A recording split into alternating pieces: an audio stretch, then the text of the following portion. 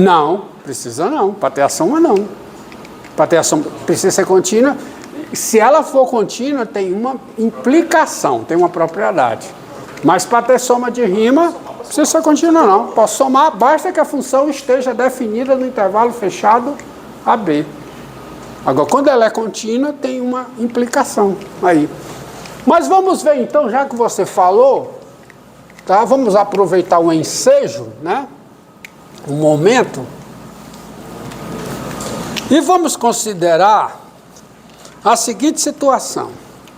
Que a função f é contínua no intervalo fechado AB, que ela é contínua, o gráfico é um arame ao longo do intervalo fechado AB, que ela não é negativa, tá? E então, eu posso considerar uma certa região ômega, uma região limitada por 3 retas e pelo gráfico da função f. Considere esse caso aqui, ó. Sejam A e B reais. Ó, agora eu não botei o negócio não, eu lembrei, né? Com A menor do que B, estou esperto. F, uma função contínua. Contínua onde? E vamos dar significado. O que eu vou fazer agora é dar um significado para essa soma de rima, tá? Aí F é uma função contínua no intervalo fechado AB, não só contínua, com f de x maior que ou igual a zero, qualquer que seja o x pertencente a AB, tá? E P igual a quê? x0, x1, xn, o quê? Uma partição de AB com coeficientes C1, C2, Cn. Mas aí para escrever eu preciso de tinta, né? A tinta está acabando. Graças a Deus eu ainda tenho mais. Ou tinha, né? Tá, tenho. Cuidado, professor. Que? Cuidado aí Ah, é mesmo. Não, mas aqui agora não é possível, cara. Não é possível. Agora deu certo, ó. Deu certo. E não estão limpando a sala, né? Tá? Não estão limpando a sala. Partição de AB, pronto, beleza. Faltando o quê, hein? Faltando o quê? Partição tem que ter o quê? Coeficientes. Muito bem, jovem mancebo. Com coeficientes, você não sabe o que é essa palavra, né? Tudo bem. Mas não é nada pejorativo, não, viu? Com o coeficiente C1, C2, C3. É só você que não conhece a palavra. Bom, beleza. Agora, observe. Nessa situação, vamos fazer o seguinte. Vamos primeiro desenhar o gráfico da F genericamente. Hipoteticamente, daqui a função F, está aqui o intervalo coisa. Está aqui o intervalo AB. Está aqui o intervalo AB. Ok? AB. É um B aqui. E aí vou desenhar o gráfico da F, uma função contínua não negativa aqui. Depois o gráfico da F faz isso. Pronto, aqui, meu bebê. Ó, da F faz isso. Bem, quem é... Agora é o seguinte, vírgula não. E não, aqui eu vou botar vírgula. Faltou mais uma coisa. P, uma partição de AB com coeficiente C1, Cn.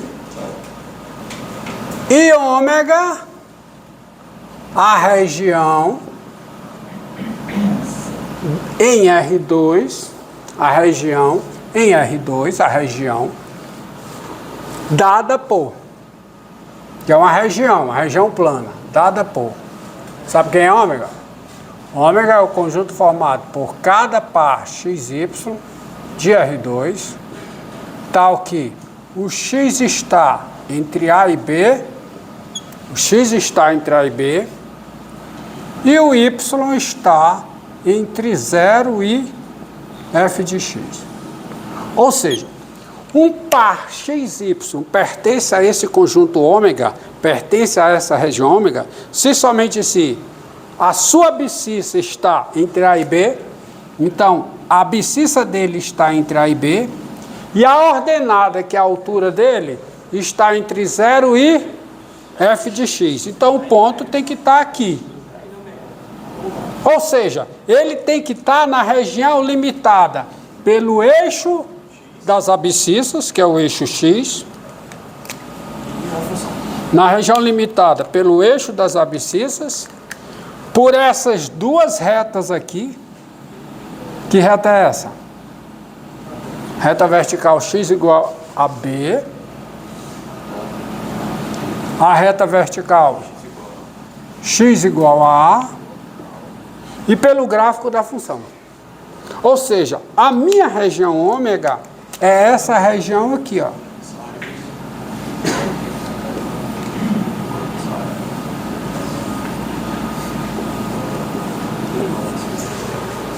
E um dos objetivos desse curso é não só calcular, é definir, dizer o que é a área dessa região ômega e calcular a área dessa região ômega, qualquer que seja a função f, contínua no intervalo fechado AB, com f de x maior ou igual a zero em todo x no intervalo fechado AB. Entendido? Bem, até agora você sabe calcular a área de quê? Do retângulo. A área do retângulo, pelos princípios que a área satisfaz, que o conceito de área satisfaz, te permite calcular a área do triângulo. A área do triângulo vem da área do retângulo. A área, na realidade, a área do paralelogramo vem da área do retângulo. Aí, conhecida a área do paralelogramo, você tem a área do triângulo. Aí você tem a área de qualquer polígono, porque você pode decompor em triângulos. Pode. Você tem a área até do círculo. Como é que se calcula a área do... Alguém já viu como é que se calcula a área do círculo? Como é que faz? Como é que faz? Você vai aproximando o círculo por polígonos regulares e usa o conceito de limite para provar que a área é o certa constante π vezes o raio ao quadrado, onde π é uma constante. É o princípio de exaustão. Você vai aproximando o círculo por polígonos regulares, cujo centro é o mesmo centro de quem? Do círculo. É assim que você chega à fórmula da área. Agora observe aqui. Você tem a região ômega, não tem? Agora vamos pegar o seguinte, vamos pegar essa partição com esses coeficientes e vamos ver quem é essa soma de rima. Ó, aí eu vou tentar desenhar a região ômega aqui de novo. Aqui, né? Aqui, nesse localzinho aqui. Antes de tomar uma água, porque já estou ficando, né?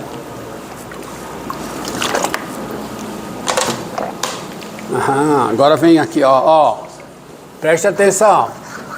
LG, silêncio, por favor.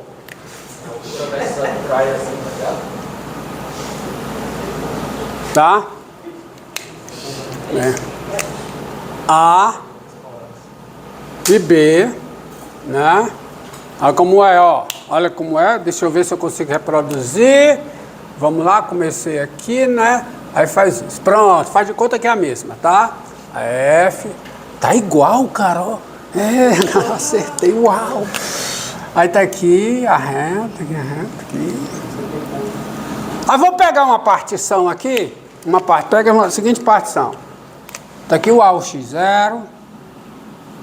Tá aqui o B, o X1. O B, o X1 não, desculpa, o X1, o B tá aqui, né? Aqui é o X2.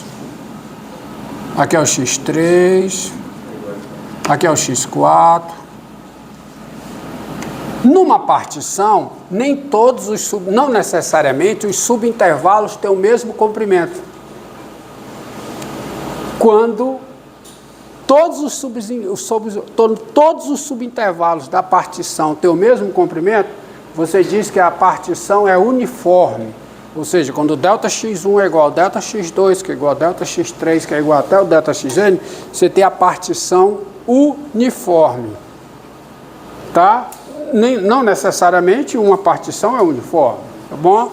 Então, o X4, vou pegar aqui o X5, E pegar aqui o x6, ó.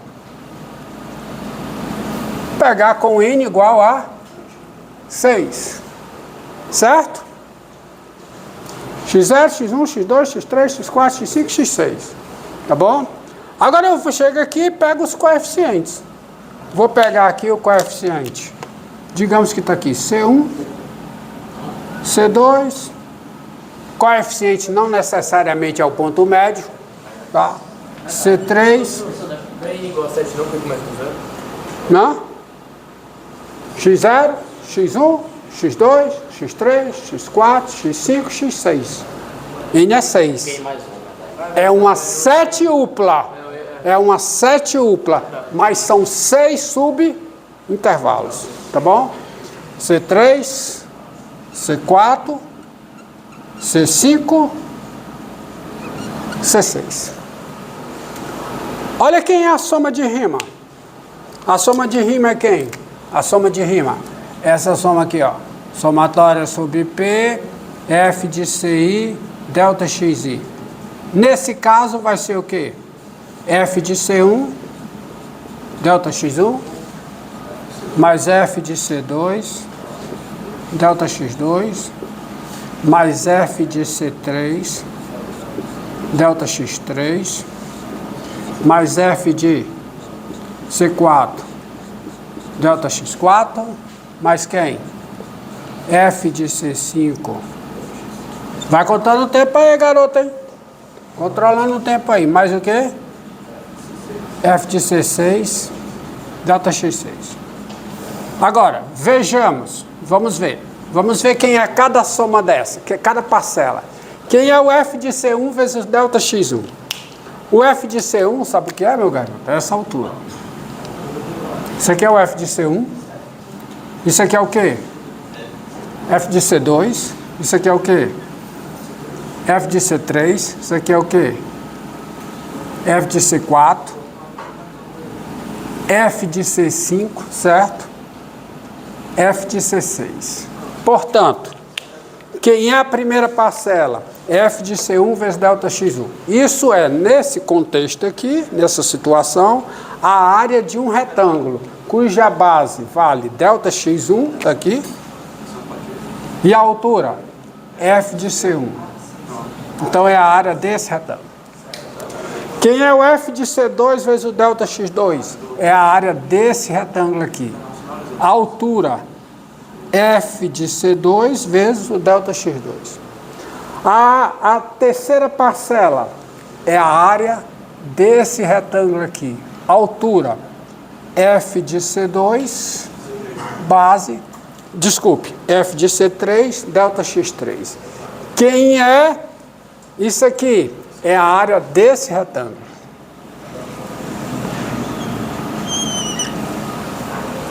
Ok? Então, você tem esse retângulo, você tem esse... Falta mais quantos? Falta mais esse. F de C5, delta X5. É a área de quem? Desse retângulozinho aqui. E ao final é a área desse retângulo. Vamos dizer aqui, nesse contexto, que aqui é o retângulo R1, aqui é o retângulo R2, aqui é o retângulo R3, retângulo R4, retângulo R5, retângulo R6. A área de R1 é a primeira parcela, a área de R2 é a segunda parcela, de modo que, se você considerar a união desses retângulos, vamos chamar a união desses retângulos. Pegue a união desses retângulos RIs sobre P, sobre a partição, ou seja, o R1 unido com o R2 para formar uma figura, uma outra região plana, até o RN, partição, ó, vamos olhar para cá. Pega uma partição qualquer, situação, pega a união desses retângulos, vai até o RN, aqui no caso vai até o R6, tá? Mas se é XN vai até o RN. Vamos chamar essa região de ômega P. Quem é a área de ômega P? A área de ômega P eu sei.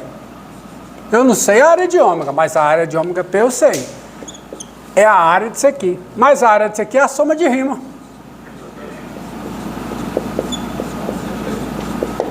E a pergunta que não quer calar, que exige uma resposta é: o que acontece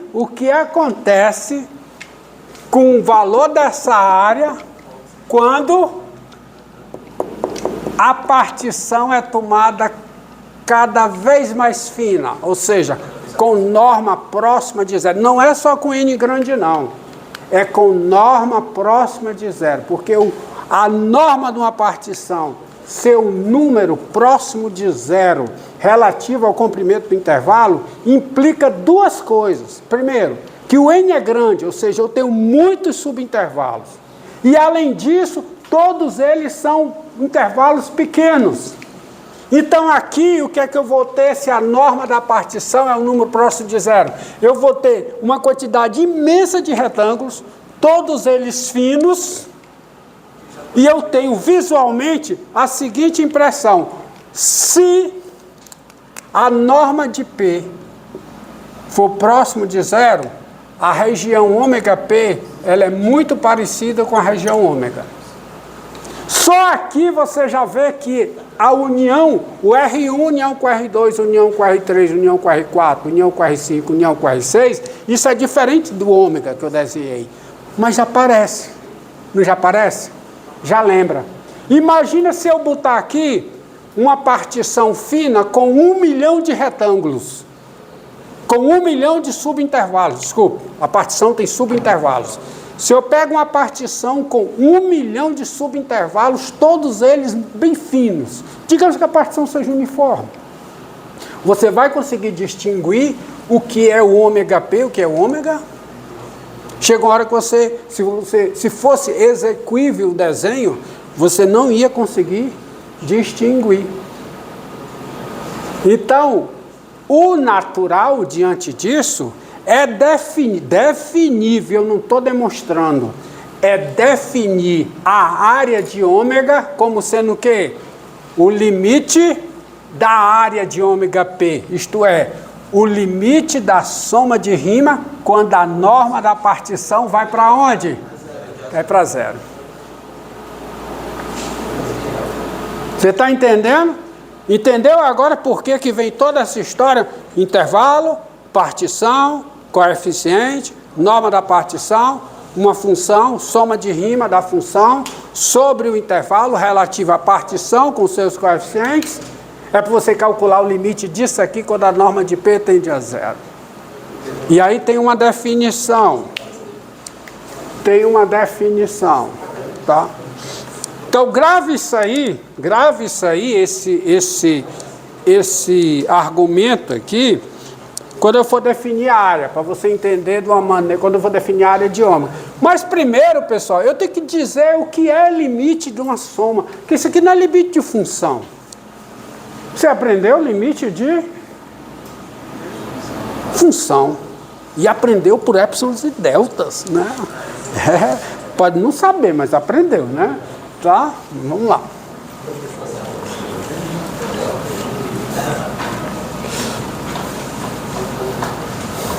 Eu vou botar a definição aqui, só para vocês terem conhecimento, mas não vou usar não. Inclusive, não vou fazer, vou listar várias propriedades aqui, porque o meu objetivo, tá, é calcular essa área por uma fórmula que envolve a integral indefinida. Integral indefinida foi visto na aula passada. Então eu quero calcular, tá certo? Essa fórmula usando a integral indefinida da f. Eu quero calcular essa fórmula, eu quero calcular a área de ômega, eu vou definir o que é a área de ômega e vou calcular, a partir da definição da área de ômega, tá? Essa área em termos da integral indefinida da f. Tá? Mas para isso eu preciso da... Diga. Pronto, garoto. Então...